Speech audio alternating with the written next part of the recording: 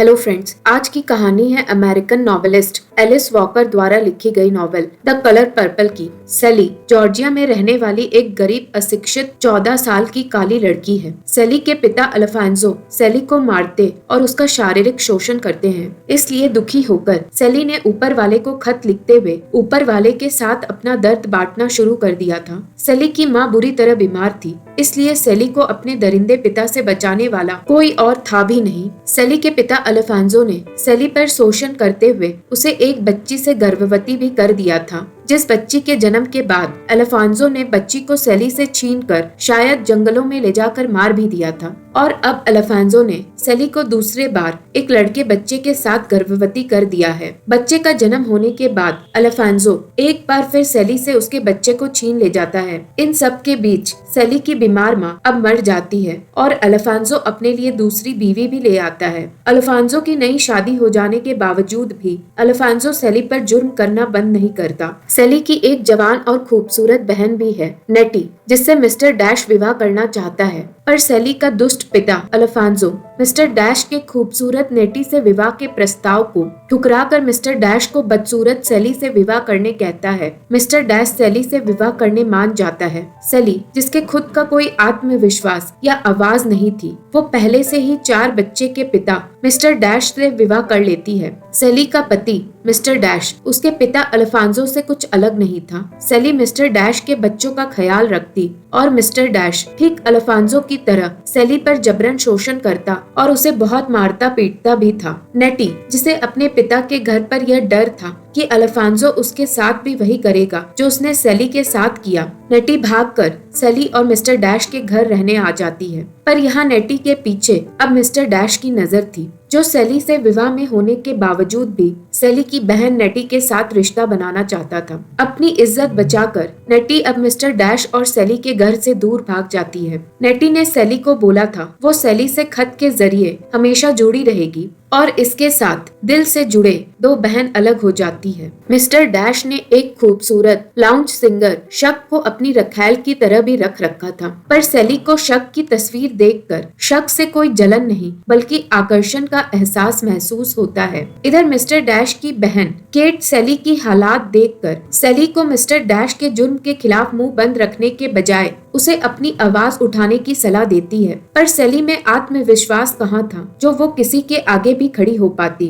Mister dash के बड़े बेटे हार्पो ने एक साहसी लड़की सोफिया से विवाह कर लिया था, जो अब हार्पो के बच्चे की माँ भी बनने वाली थी। सोफिया सेली की तरह मर्दों के आगे झुकने और चुप रहने वाली लड़कियों में से नहीं थी, पर सेली ने जैसा देखा वही सीखा और वो हार्पो को सोफिया को मार पीट कर सोफिया पर पकड़ बनाने की सलाह देती है। पर सोफिया सिर्फ साहसी नहीं, जाबाज भी थी। हार्पो ने सोफिया पर हाथ उठाने के बावजूद भी सोफिया खुद का बचाव करती है और हार्पो को ही अपनी हार मानना पड़ता है। सोफिया ने सेली से सामने से बात करके सेली को उसकी गलती का एहसास दिलाते हुए सेली की तरफ दोस्ती का एक नया कदम बढ़ाया, जहां सोफिया सेली को अपने साथ कपड़े बनाने के काम में शामिल करती है, जो सेली के आत्मविश्वास की तरफ उसका नया कदम था। मिस्टर डैश की रखेल शक अब बीमार पड़ चुकी थी, जिसके बाद मिस्टर डैश शक को अपने साथ घर ले आते हैं। शक का व्यवहार सेली के प्रति रुखरा और असभ्य था, उसके बावजूद भी सेली ने शक को वापस स्वस्थ करने की जिम्मेदारी खुद पर उठाते हुए शक का पूरा ख्याल रखा और शक को स्वस्थ भी कर दिया। सेली जितना शक के करीब जाती, सेली की शक के प्रति एहसास बढ़ता जाता। इसके बावजूद कि शक भी सेली की तरह एक औरत ही थी। हार्पो के वर्ताव में सोफिया के प्रति कोई सुधार न होने की वजह से सोफिया अपने बच्चे को लेकर हार्पो का घर छोड़कर उससे दूर चली जाती है। सेली अब शक से बताती है कैसे मिस्टर डैश सेली पर जुर्म करते हैं और उसे मारते पीटते भी हैं। दोनों शक और सेली अब एक दूसरे के करीब आ जाते हैं। हार्पो एक नई लड़की स्क्वीक के साथ अब रिश्ते में आ चुका है और शक ने भी अब ग्रैडी नामक आदमी से विवाह कर लिया। शक के विवाह के बावजूद भी शक और सेली के बीच में एक दूसरे के लिए प्यार का रिश्ता अब कायम है। एक दिन शक सेली से नेटी के बारे में पूछती है। सेली, जिसे उम्मीद थी नेटी उसे खत लिखेगी, उसे लगता है नेटी शायद अब मर चुकी है। तभी शक के जरिए सेली को पता चलता है शक ने मिस्टर डैश के पास बहुत सारे छुपे हुए खतों को देखा है।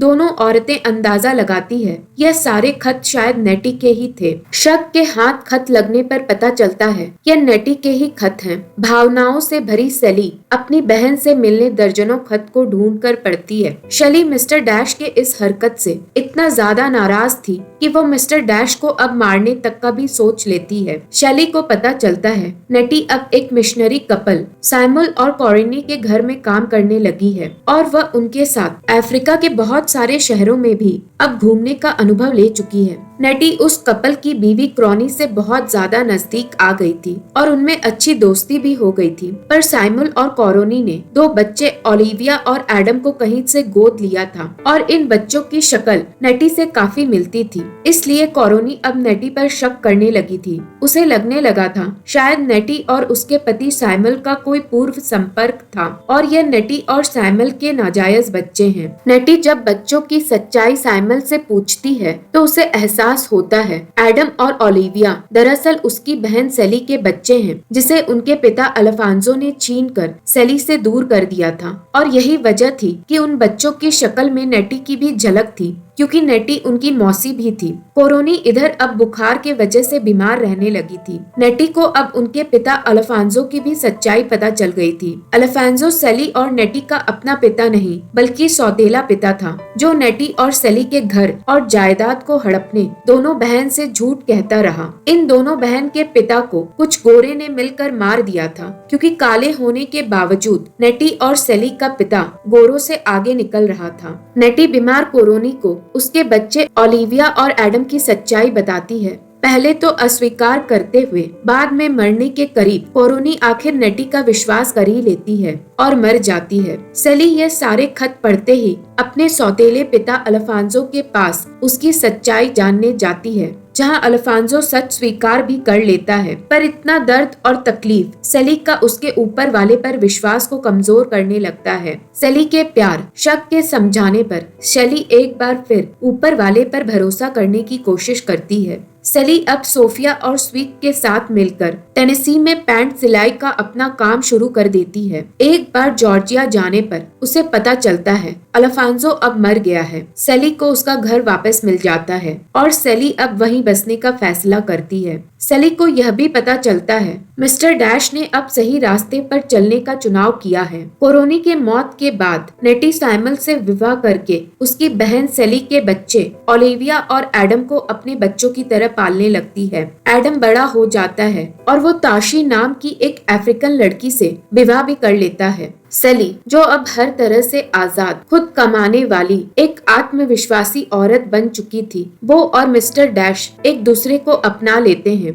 और इस बार वो दोनों सच में एक दूसरे को पसंद करते हैं। सेली ने खुद को उसके और शक के रिश्ते से भी आजाद कर लिया था। सोफिया भी हार्पो के पास लौट जाती है और दोनों सेली के कपड़े के दुकान में काम करने लगते हैं। सालों बाद नेटी अब अपनी बहन सेली और सेली अपने बच्चों से मिलते हैं। दोनों बहन एक बार फिर साथ हैं। दोनों अब बूढ़े हो चुके हैं, पर आज से पहले उन्होंने खुद को इतना जवान और खुश कभी महसूस नहीं किया था। और कहानी यही खत्म हो जाती है। ऐसे ही इंटरेस्टिंग कहानियां के लिए मेरे चैनल को लाइक, शेयर और सब्सक्राइब करें।